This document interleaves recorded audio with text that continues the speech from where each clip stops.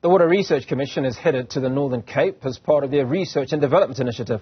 Some of the programs will include skills and innovation development in the province for 5 years.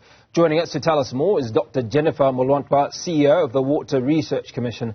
Dr. Jennifer, appreciate your time this afternoon. Let's start off with what inspired the Water Research Commission to focus on strengthening water and sanitation resilience in the Northern Cape province.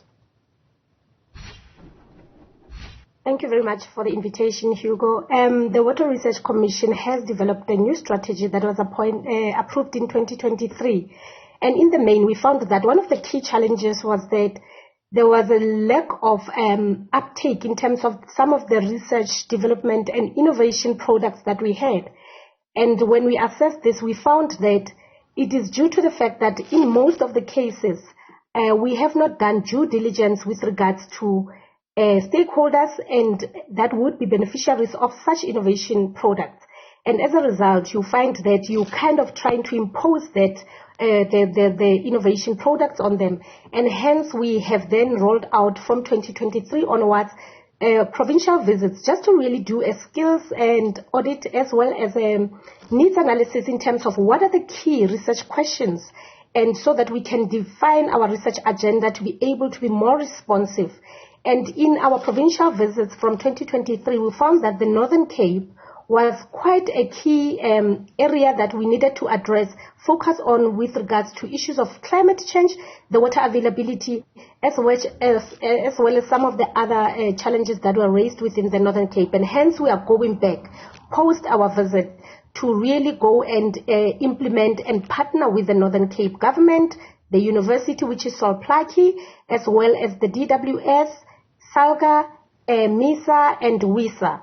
So we're really trying to formulate a partnership that would accelerate change, specifically starting within the Northern Cape. Well, Dr. Jen, you talk about doing a needs assessment, which obviously speaks to some of the challenges that you identified in the Northern Cape. Would you walk us through some of these?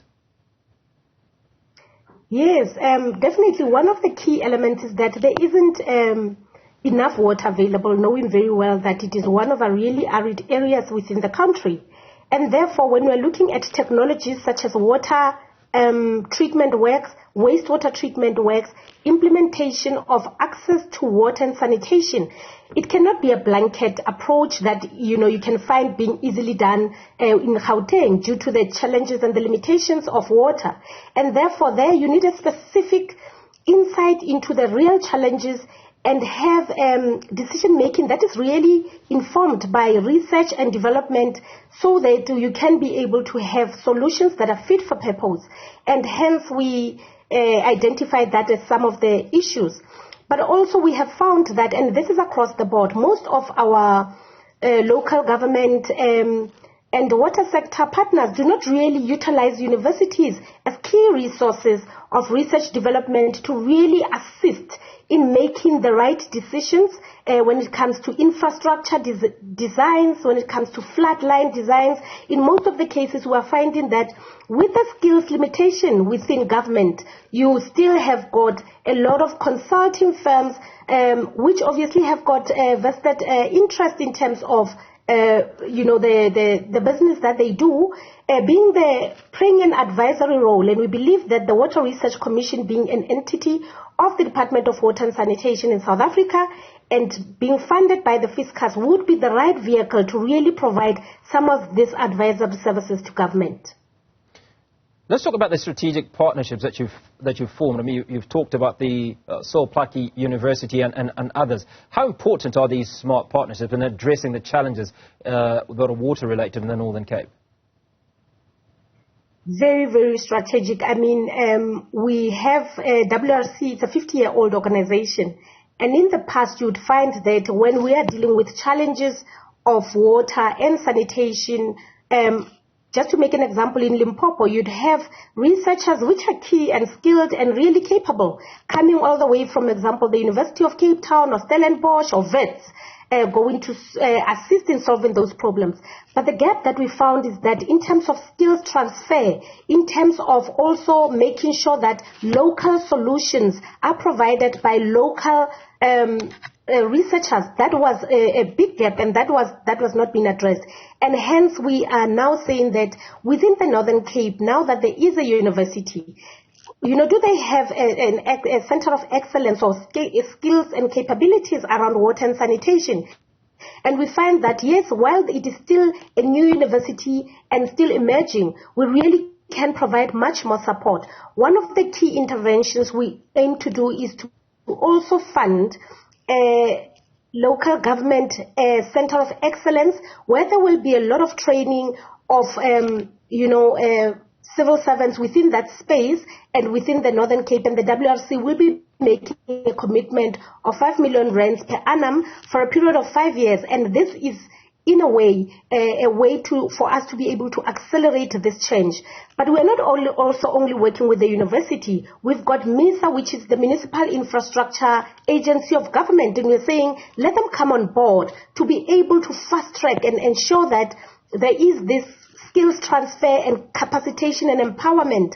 We have got the Water Institute of Southern Africa, WISA, which has got a lot of training programs within and across the country, and they are also coming on board. But SALGA in the main, being the South African Local Government Association, also has got a lot of work that they have done, partnering with the Water Research Commission, and we believe they will be able to really entrench and make sure that the municipalities and technical colleagues within the municipalities really understand the innovation, the technology, and the acceleration that can come and the catalyst that can be done as a result of what we are bringing to the Northern Cape.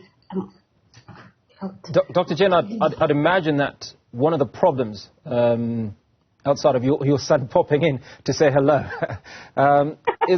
is around skills. And I mention this because when SALGA speaks to the people that it looks after, it is clear that many individuals in council do not have capacity to deal with the current situation. If you look at just any development that has taken place as far as water is concerned, capacity building, there's very little that's happened in the last 10, 15 years. Now, how do these individuals who are unable to deal with the current situation then able to deal with innovation and new technologies that you are bringing in?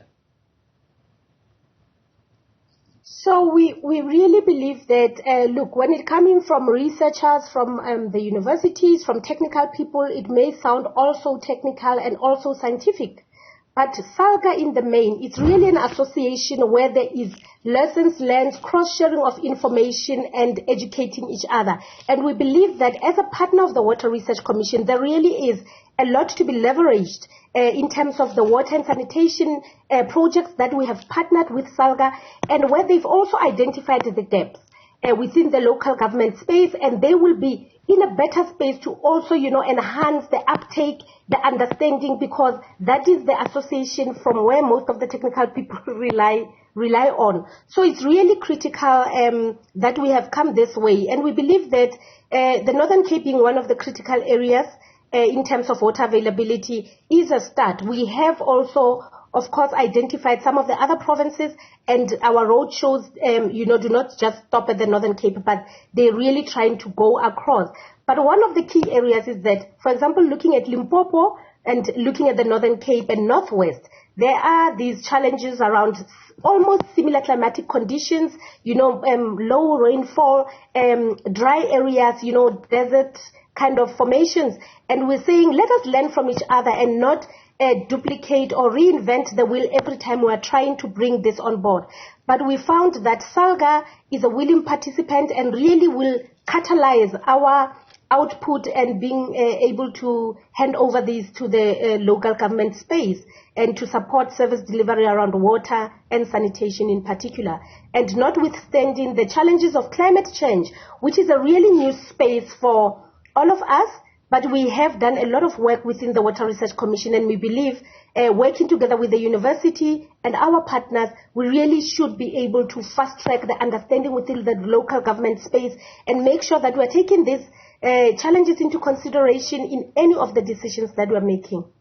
Dr. Jennifer, when all is said and done, it's important for the WRC to be able to measure the success of its interventions and partnerships in the Northern Cape.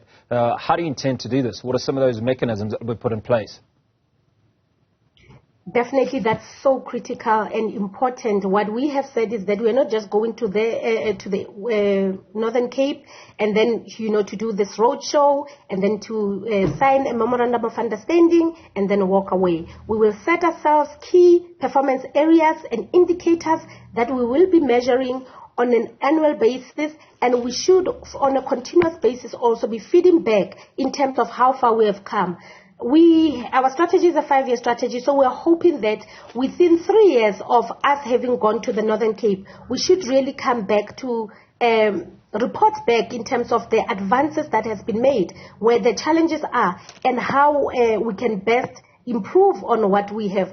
We really have to be optimistic, I think, around this time, and believe that with the work that we have done on the ground, we really have got something big to be able to deliver on, to fast track and accelerate change in the water and sanitation space. Dr. Jennifer, appreciate your time. Dr. Jennifer Molwantwa, CEO of Water Research Commission, speaking to us ahead of work that the WRC will be doing in the Northern Cape. You're watching